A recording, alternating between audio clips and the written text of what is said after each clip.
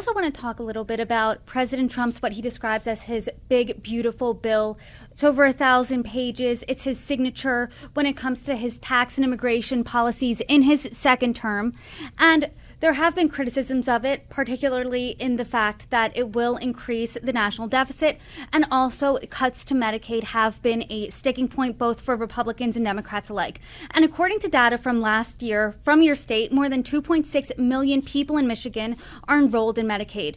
And the nonpartisan CBO estimates that 7.8 million people will lose their insurance because of cuts to Medicaid because of this bill. So what is your reaction to that bill, and how specifically will this impact Michigan?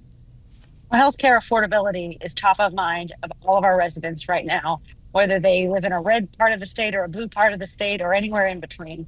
And so in our state, we're actively having conversations about how to, one, advocate to keep those funds for healthcare, whether it be Medicaid or other types of necessary services in our federal budget. And we hope to win that fight. But we're also working to find ways to cut wasteful spending and make healthcare more affordable in our state, even in the uncertainty of this moment. But make no mistake about it, that the cuts to Medicaid would be devastating to millions of our residents, young people, elderly people, working moms and dads, and create even more uncertainty and turmoil in a state full of voters who supported this president, believing that he would cut the cost of living.